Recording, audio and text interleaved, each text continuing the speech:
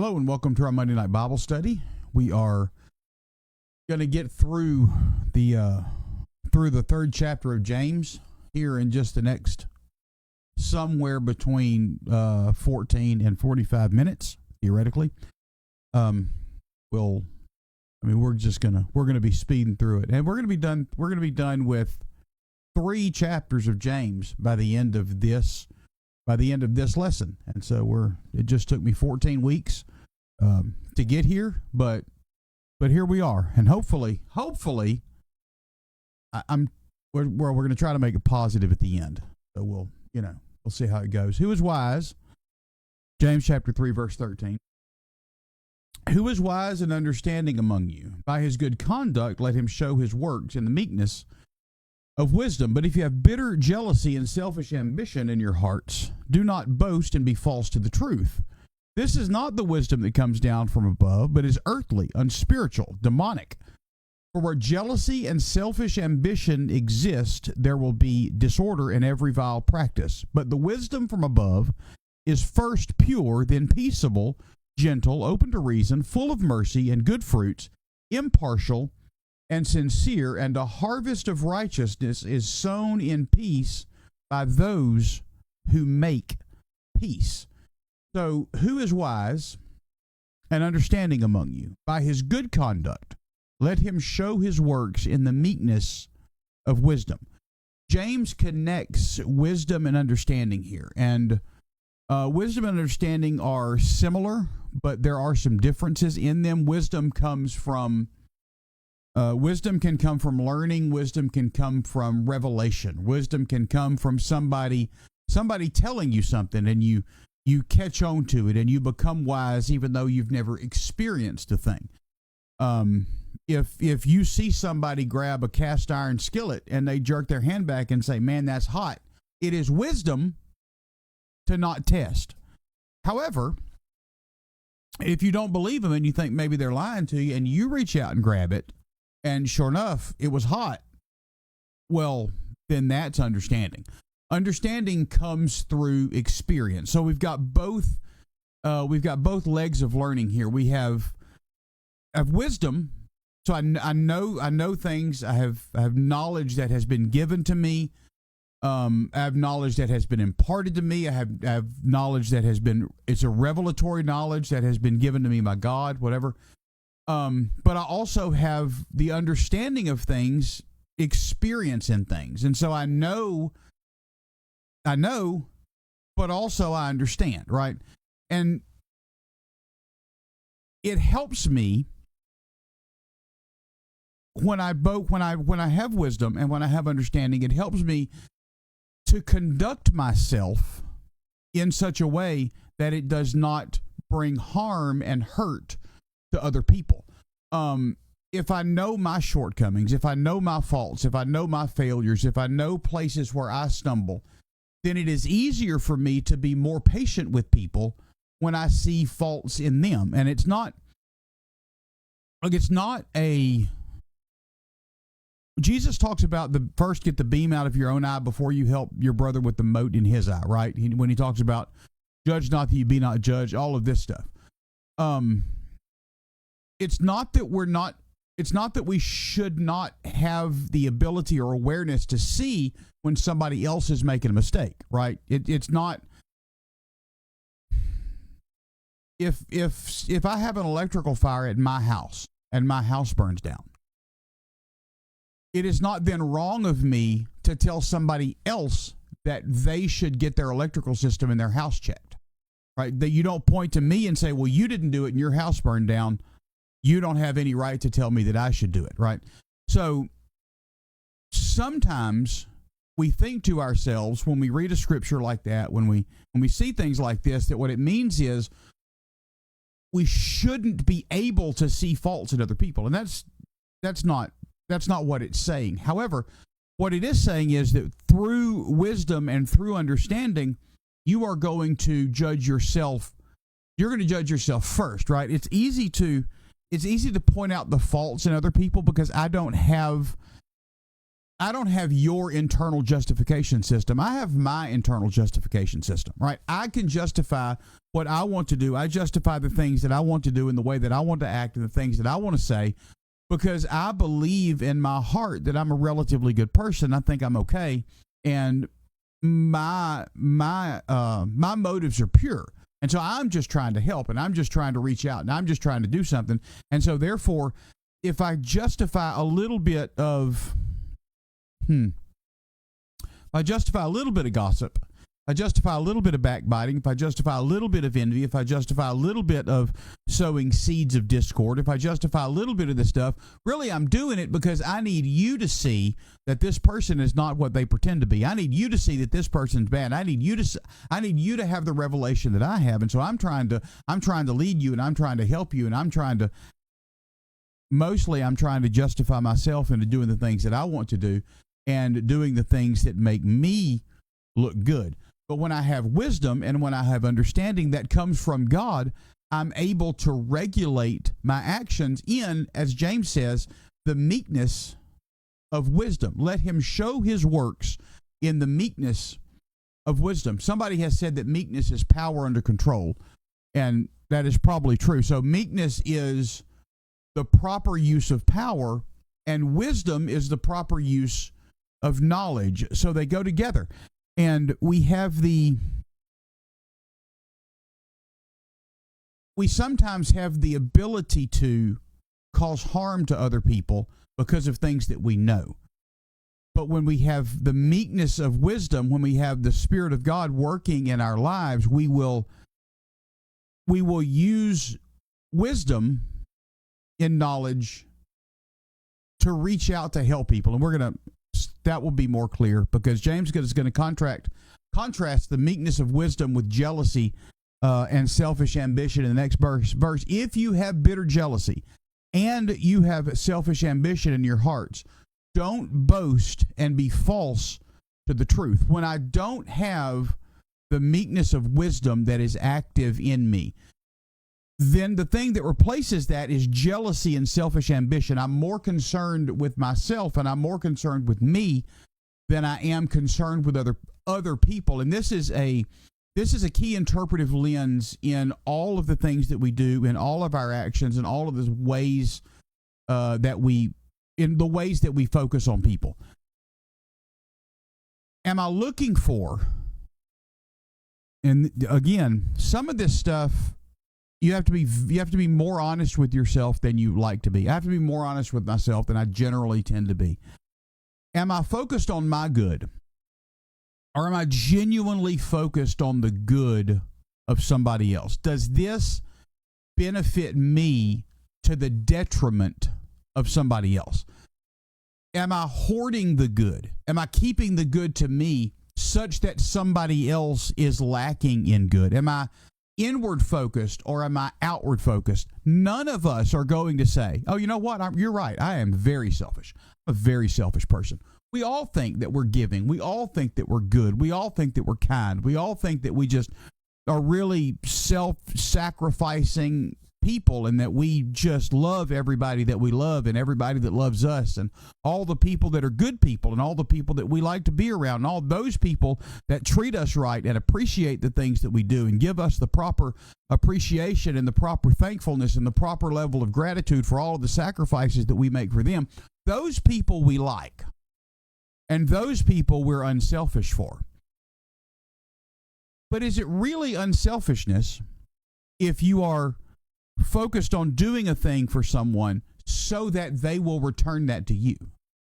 Is it really an unselfish act if you get mad when you don't think they respond in the right way? Is it really unselfish if you have decided to turn off your goodness and your attitude toward them because you don't think that they reciprocated in the way that they should?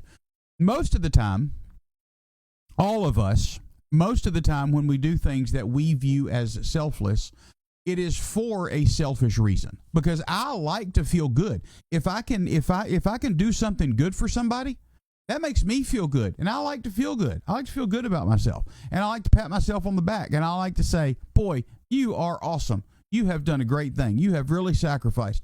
And so since I like that feeling, I have a tendency to do that. But now, boy, it gets into a funny place when they don't respond the right way and I get mad at them.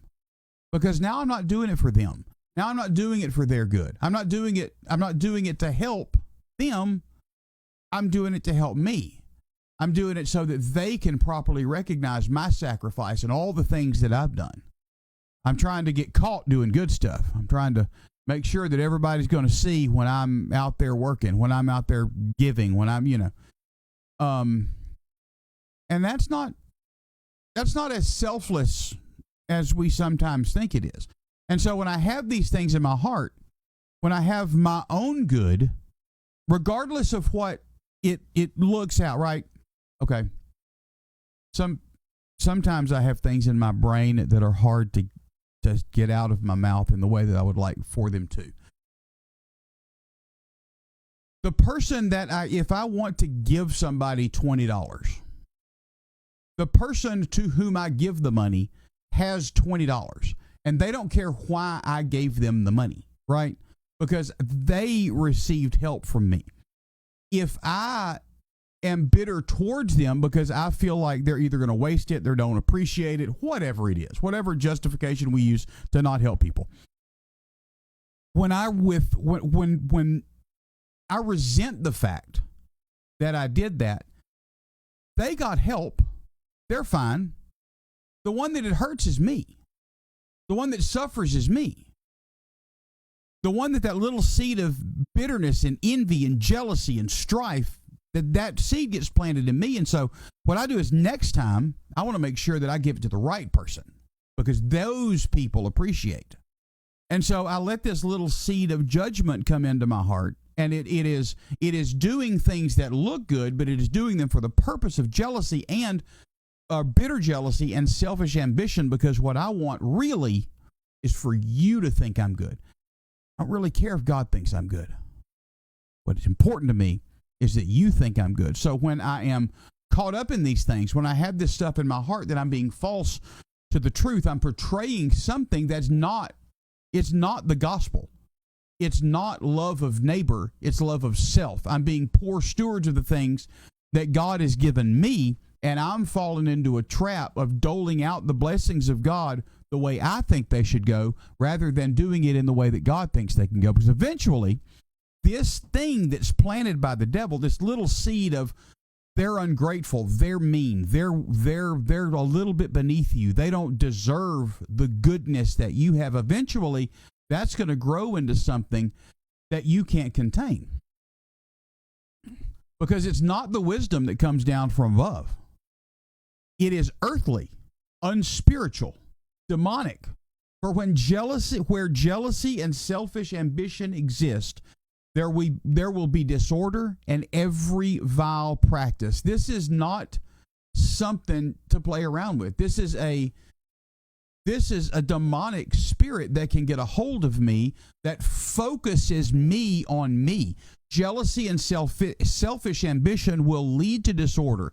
They will lead to every evil work. When we look at ourselves in times of when we're upset, when it seems like everything around us is going nuts, when it seems like people are being upset and there's confusion around us, and everywhere we go there's disorder and there's strife and there's sniping and people are just upset. Everybody's getting on my nerves.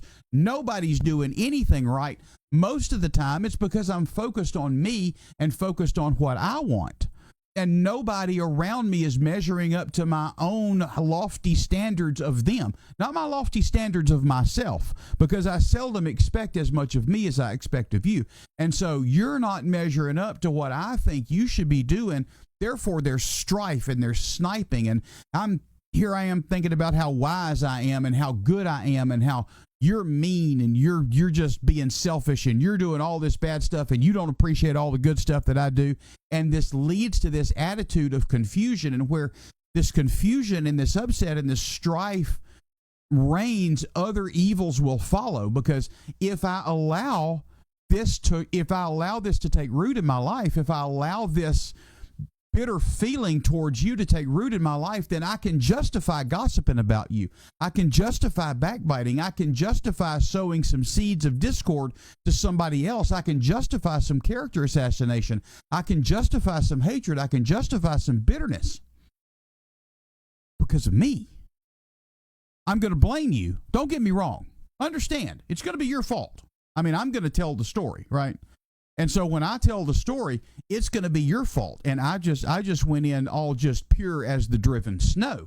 And my motives and my heart was just as pure and open as it could possibly be. And you were just as mean as a snake and just didn't appreciate nothing that I did and all the work that I did and all the help that I tried to give and everything I tried to do for you. You didn't appreciate none of it. And so when I'm telling the story to every person that I know, and even some people that I don't know, because I'm going to post it on Facebook, boy, you're going to look bad. You know what? People around me are going to say, boy, I can't believe they treated them. I can't believe they treated my friend that way. They treated my friend bad, and so I'm not going to like them either. And so you start spreading this out. And so I tell Gertie Mae, hey, got to watch out for Eddie Bell. Eddie Bell's being mean. And so Gertie Mae goes and she tells Pierce, you got to watch out for Eddie Bell. Now, Pierce is mad at Eddie Bell. And he ain't involved in none of it because Pierce don't know me. And yet I've expanded this feeling of anger and upset and bitterness and confusion around a person because of something that was wrong with me. I can justify it. I'm good at it. But because I was selfish, because I was inwardly focused, because I wasn't looking for the good of the other, because I wasn't focused on the good of the other, I allowed this thing to get in my heart. And so I started sowing seeds in other people. And so now they don't like Eddie Bell either. But the wisdom from above is first pure, then peaceable, gentle, open to reason, full of mercy and good fruits, impartial and sincere. This is a result of the wisdom of God. The first thing about it is it's pure. It's wisdom for the glory of God, and this is the hard part, the elevation of others. It's not about me. It's not about recognition. It's not about praise. It's not about what I am. It is doing the thing that is best, that best glorifies God, and that also best lifts others. That's what it is. That's the wisdom. That is the wisdom that God gives. It is focused first on God, then on others. If it's focused on God, then me, that's not great. Now, there are some, well, I don't want to get in, I'm not going to get into some exception things because you end up justifying all the way down to the 45-minute mark, and I don't want to do that today. In general, we elevate God first. We elevate others second. Decisions are made for the goodness of God to the goodness of others. There's not pride in that. There's not selfish ambition in that. I'm not elevating you because I want you to elevate me. I'm elevating you because I want the good for you.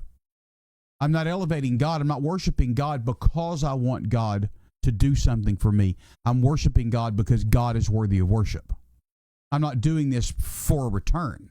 As best I can. It's difficult for us to be fully into it, but you understand what I'm saying.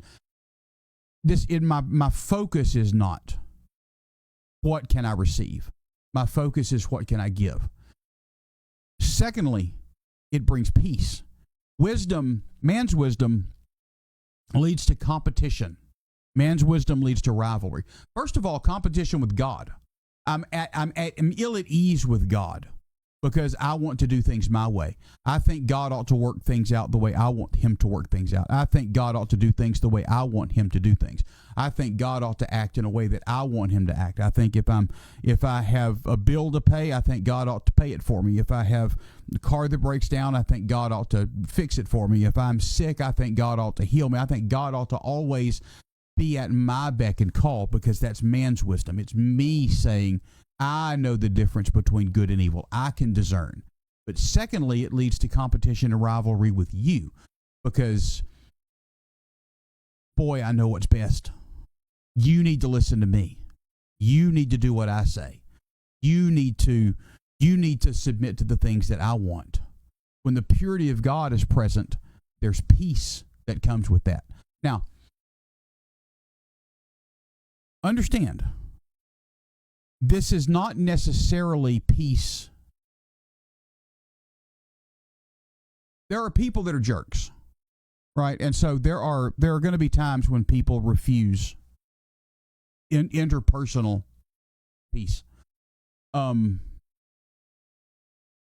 you have peace. It's peace in your heart. And so when things are swirling around you, there is peace. There's peace that follows you. Your motives are pure. Your actions are pure. If there's not peace, most of the time, if there's not peace in you, most of the time there's impure motives. Then you have gentleness. This is kindness. It's tolerance. Not just tolerance of sin, not just it doesn't matter what you do, but it's tolerance of people that may not think the way you think. Not everything in the world is worth poking somebody in the eye about. Honestly, be kind to people that disagree with you. Be kind to people that don't think the way you think. You don't have to be rude. Even people that are wrong. Even people that believe things that we believe to be completely wrong. Even people that are selfish. Be nice to selfish people. Be nice to mean people. Be kind to people that misuse you. I mean, that's part of the Bible. This wisdom that James is talking about is for you. It informs you. It helps you. It overflows. It can overflow into the lives of others, and it should. There should be peace that follows you when you go around. There should be goodness. There should be mercy that follows in your wake. But if it doesn't, if people get mad at you, if people still get upset with you, if people are still mean to you, it does not give you license to be mean and unkind to them. God's wisdom brings kindness, and it's open to reason, obedient. It does not insist on having its own way. Doesn't mean it compromises truth. Don't misunderstand me. But it does not fight for its right. It does not insist on being heard. It's kind, and it listens, and it's reasonable, and it's full of mercy. The person who follows the wisdom of God is filled with mercy.